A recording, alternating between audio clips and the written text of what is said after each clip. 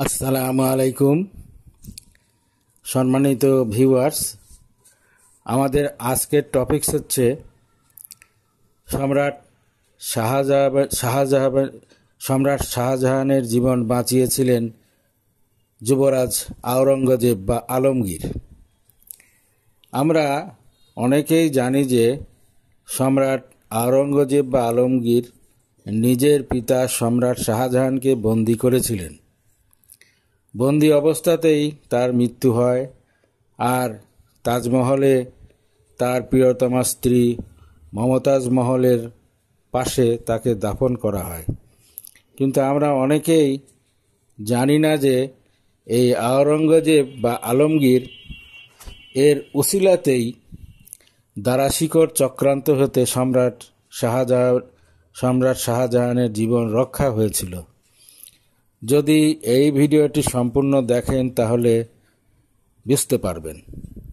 আমরা যদি ভারতের প্রাচীন ইতিহাসের অর্থাৎ মহাভারতের দিকে তাকাই তাহলে দেখতে পাব যে রাজা ধৃতরাষ্ট্রের পুত্র দুর্যোধন ছিল সে সময়ের একজন খলনায়ক চরিত্র।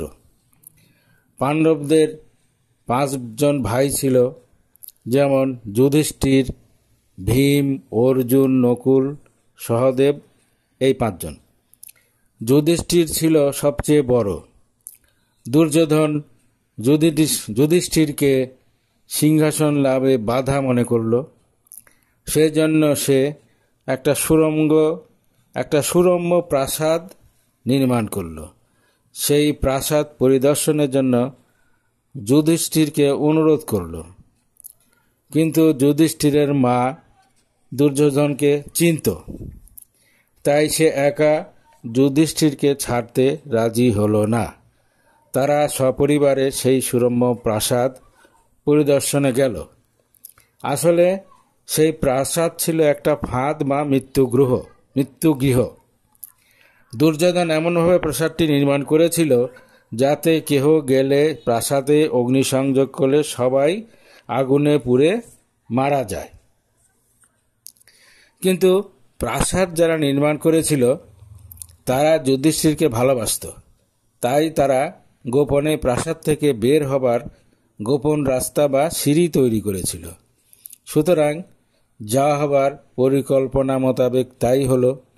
প্রাসাদে প্রবেশ করার পর দুর্যোধনের নির্দেশে প্রাসাদে অগ্নিসংযোগ করা হলো। প্রাসাদ পুড়ে যায়। যুধিষ্ঠির, তার মা সহ অন্যান্য যারা ছিল গোপন পথে বের হয়ে যায়, কিন্তু তারা আর রাজা ধৃতরাষ্ট্রের কাছে ফেরত আসে নাই, বরং তারা অজ্ঞাতবাসে চলে যায়। ফলে দুর্যোধন তাদেরকে মৃত মনে করে। দীর্ঘকাল তাদের খোঁজ মেলে নাই। এখন আমরা আসি মোগল বাদশাহ শাহজাহানের আমলের কথা। দারাশিকো ছিল শাহজাহানের বড় ছেলে, বড় আদরের সন্তান। সবগুলি ছেলে মেয়ে থেকে তিনি দারাশিকোকেই বেশি ভালোবাসতেন। আর জানা গেছে যে দারাশিকো ছিল মনে প্রাণে হিন্দু মনোভাবাপন্ন, আর তার একজন শিক্ষক ছিল, সে ছিল হিন্দু। দারাশিকো বলতো, কোরআন শরীফে যা আছে তা হিন্দু ধর্মগ্রন্থ উপনিষদে আছে। দারাশিকোর কমন বুলি ছিল কা তব কান্তা, অর্থাৎ তোমার প্রিয়া গেল কোথায়। হিসাব মতো শাহজাদা দারাশিকো সম্রাট শাহজাহানের অবর্তমানে সিংহাসন লাভের কথা ছিল, কিন্তু সে তো অনেক পরের কথা। দারাশিকোর অত দেরি সইবে কেন? কিন্তু না ভাই, এবার দুর্যোধনের মতো আগুন দিয়ে নয়, এবার পানি দিয়ে দারাশিকো সম্রাট শাহজাহান এবং শাহজাদা আওরঙ্গজেবকে হত্যার ষড়যন্ত্র করে। সুতরাং দারাশিকো যমুনা নদীর ধারে একটি রাজপ্রাসাদ বা তহখানা নির্মাণ করে। সেখানে একটি ঘর এমনভাবে নির্মাণ করা হয় যে ওই ঘরে প্রবেশ করলে ওই ঘরের দরজা খুলে দিলে বিশেষভাবে নির্মিত ওই দরজা দিয়ে যমুনা নদীর পানি ঘরে ঢুকে যাবে। ফলে ওই ঘরের সবাই পানিতে ডুবে মারা যাবে। সম্রাট শাহজাহানের ছিল দারা-শিকোর প্রতি অগাধ বিশ্বাস, কিন্তু শাহজাদা আওরঙ্গজেব ছিলেন সতর্ক। কিন্তু সতর্ক থাকলেও বোধ হয় কোনো কাজ হতো না, যদি না দারা-শিকোর স্ত্রী বেগম উদয়পুরী আওরঙ্গজেবের পক্ষ না নিত। বেগম উদয়পুরী একটা তহখানার ক্ষুদ্র মডেল আওরঙ্গজেবের নিকট প্রেরণ করে। প্রথম দিকে প্রাসাদের মডেল দেখে শাহজাদা আওরঙ্গজেব কিছুই বুঝতে পারেন নাই। সে বারবার মডেলটি উল্টাপাল্টা করে দেখে, কিন্তু কিছুই বুঝতে পারে না। অবশেষে নির্দিষ্ট দিনে সম্রাট শাহজাহানের সাথে শাহজাদা আওরঙ্গজেব ওই তহখানা পরিদর্শনে যান। তহখানা পরিদর্শনের এক পর্যায়ে বিশেষভাবে নির্মিত ওই ঘরের বা রুমের নিকট তারা উপস্থিত হয়। ওই বিশেষভাবে নির্মিত রুমের নিকট এসে শাহজাদা আওরঙ্গজেবের অন্তর্চক্ষু আল্লাহ খুলে দেন। বেগম উদয়পুরী প্রেরিত মডেলের একটি ঘরের সাথে এই ঘরের অদ্ভুত মিল। এই রুমের দরজা ঢাকনার মতো উঠানামা করে। রুমটি যমুনা নদীর নিচে নির্মিত। বাস, আওরঙ্গজেবের বোঝা হয়ে গেল দারা-শিকোর প্ল্যান। তখন আওরঙ্গজেব মুখে কিছু না বলে অসুস্থতার ভান করে ওই স্থান ত্যাগ করে এবং ফিরে চলে আসে। এখন সম্রাট শাহজাহান একা ওই ঘরে প্রবেশ করল, কিন্তু আওরঙ্গজেব এখানে যায় নাই দেখে দারা-শিকোর প্ল্যান ভেস্তে চলে গেল। কারণ শুধুমাত্র সম্রাট শাহজাহানকে মেরে ফেললে তো লাভ হবে না, কারণ আওরঙ্গজেব সুচতুর, তাকে সহজে পরাস্ত করা সম্ভব নয়। তাই তার কার্যসিদ্ধি হবে না দেখে দারা-শিকো ব্যর্থ হয়ে গেল। ফলে শাহজাহান নিরাপদে ফেরত চলে আসলেন। সুতরাং কোনো দুর্ঘটনা ঘটল না। সম্রাট শাহজাহান নিরাপদে ফিরে আসলেন। পরে আওরঙ্গজেব সম্রাটকে বুঝিয়ে বলেন এবং সম্রাট তদন্ত করে এর সত্যতা খুঁজে পান। শাহজাদা দারা-শিকোর তখনই প্রাণদণ্ড দেওয়া উচিত ছিল, কিন্তু ওই অবুঝ ভালোবাসা, শাহজাহানের অবুঝ ভালোবাসা তার ছেলের প্রতি।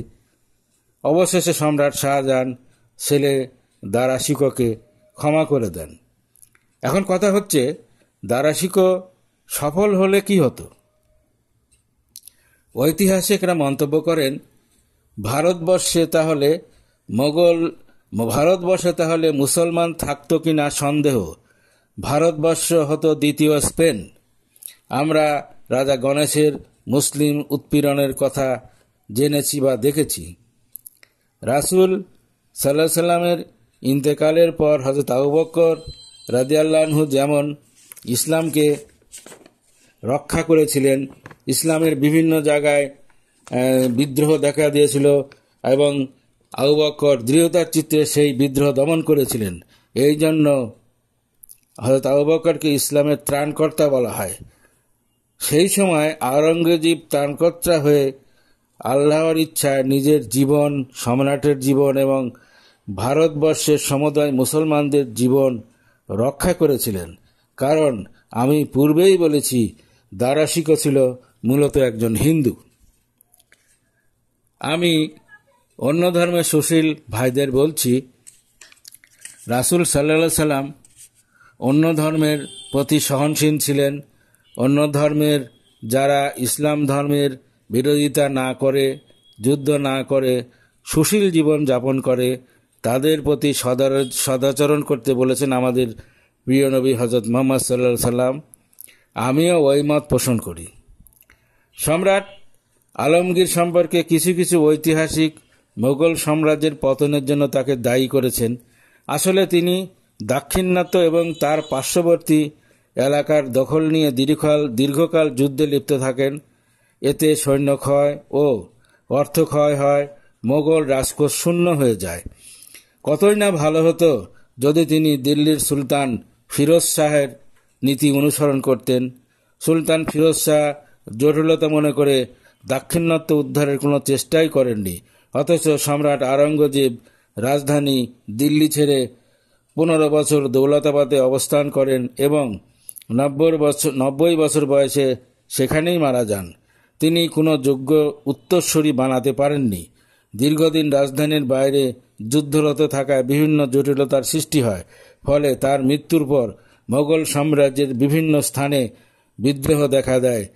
দিল্লি সেই বিদ্রোহ দমনে ব্যর্থ হয়। ফলে সুবিশাল মোগল সাম্রাজ্য খান খান হয়ে ভেঙে যায়। আল্লাহ হাফেজ।